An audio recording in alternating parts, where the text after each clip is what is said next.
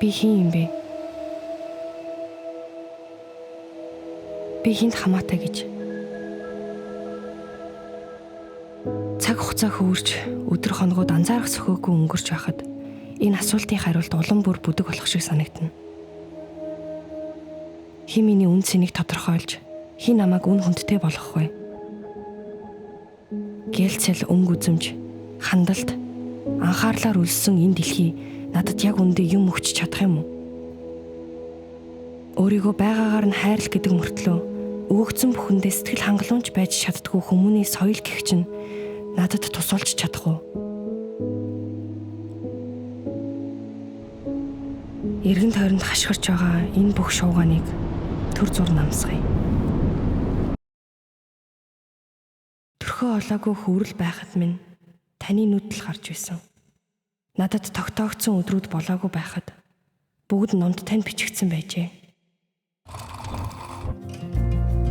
Ихэн хөвлөд намайг бүрэлдүүлсэн түүнээс харин би сонсмоор байна.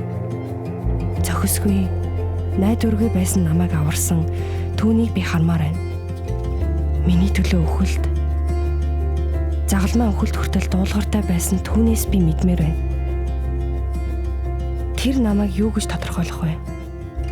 Тэр намайг хэн гэж хэлэх вэ?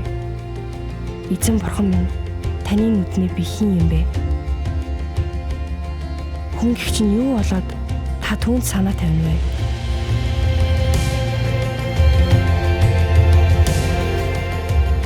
Үнэгүй гүн сэнтэй, хүндлэлгүй хүндтэй болгосон таны аврал намайг тайвшрууллаа. Мундаг гэсэн хүмүүсийн үлэмжийн төлөө биш, харин мөхлөөс аврагдсан учраас хичээл зүтгэлтэй амьдрмаар байна. Өөрийгөө олох биш, харин өөрийгөө умарцсан Есүсийг даган дуураймаар байна. Бурхны надад зориулсан тэр төлөвлөгөө гүн гүнзгий утга учир дотор баяр хөөртэйгээр амьдрахыг хүсэж байна. Аяа бурхан, надад хандсан бодлууд тань хичнээн нандин бэ. Нийлбэр нь хичнээн их вэ.